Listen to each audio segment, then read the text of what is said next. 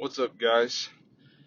I got two topics to discuss today, and one is about how smaller companies and businesses can continue to thrive even when tech giants are supposedly killing their industry and whatnot, as well as also use cases for freelancers in the software development space.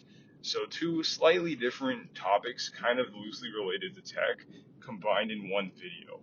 So the first, actually the experience that I just had that brought me to make this video was I was taking a lift. I just literally earlier today, I was taking a lift, and the lift driver actually has his own taxi company, and he's currently still relying on Uber and Lyft to augment his business so that he can bring in the amount of money that he needs to basically keep the lights on and whatnot, and support himself and all that.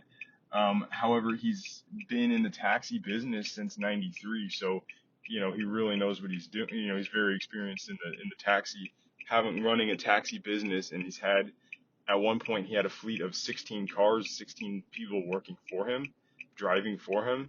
Now he's only down to four, and around 2016, 2017, he had to make a massive pivot because he just had like basically essentially what a classic taxi service would look like.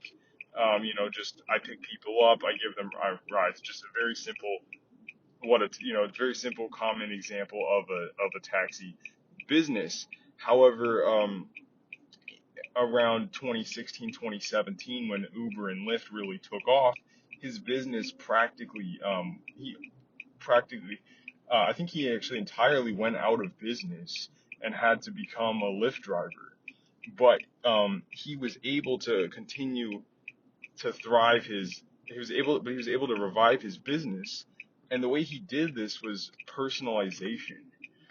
So he's offered a very wide variety of personalized service, and developed a specialty in, I wouldn't say a specialty, but he's focused on kind of like uh, special groups of people rather than your typical just everyday um, person riding Lyfts and Ubers. So, for example, he's got focuses on people that are like with medical conditions, and people that are also very wealthy or very high-profile business people as well. And he's personalized his cars. So, the car I was in that he was driving me in, he had literally 7 devices hooked up.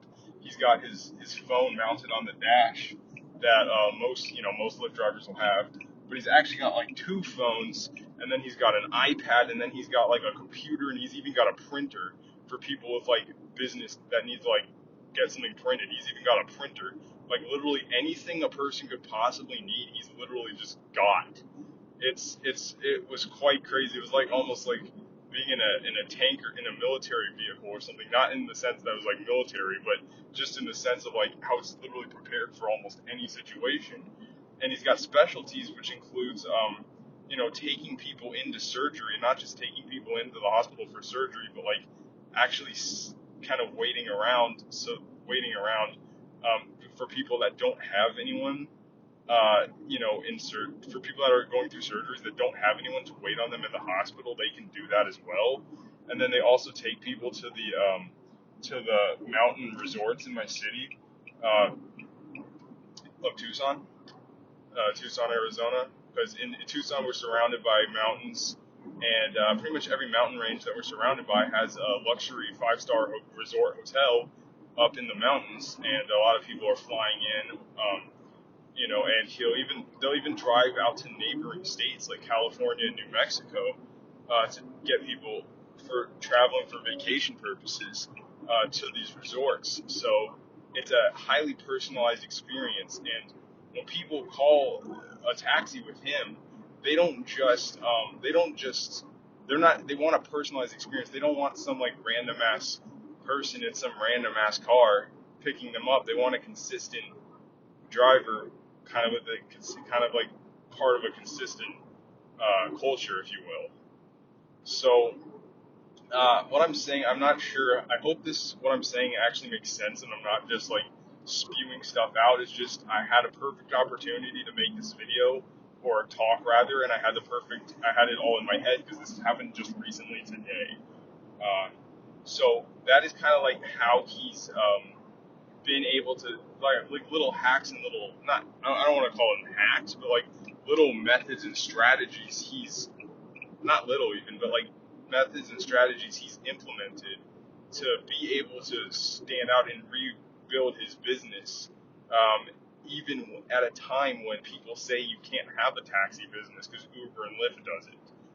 So this is just anyone that if you have a business and you feel that it's being negatively impacted by the rise of tech, a great way to adapt is just personalization.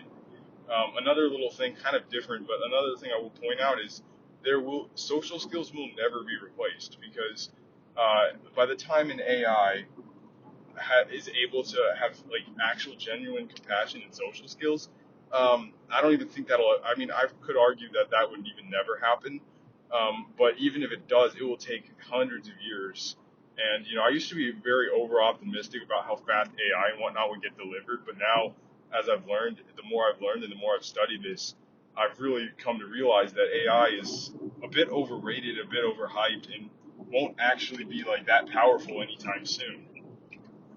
Um, so so yeah, but like I said, personalization is one thing, and specializing on a very specific group of people. Like, okay, maybe just in general, taxi drivers are kind of out of demand because everyone's using Lyft and Uber.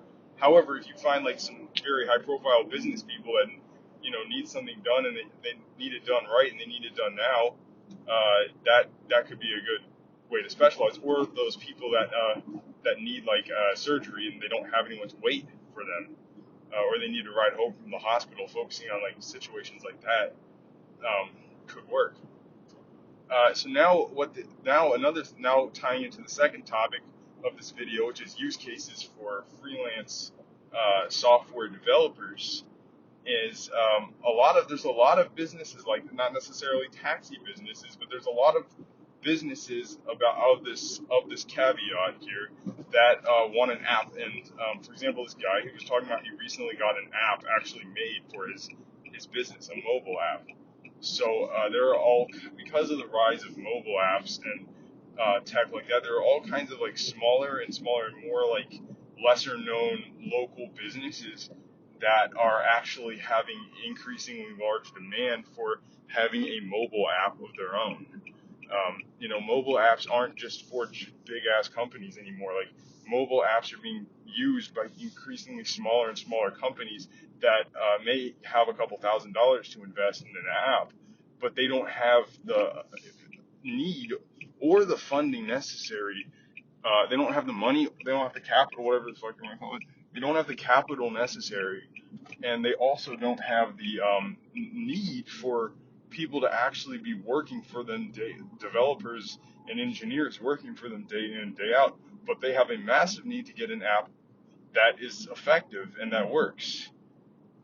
And there may even be some like need for some ongoing service, to maintain the app, but they don't need anything crazy. They don't need a whole freaking team, and they don't need like a whole group of scrum masters and all this stuff.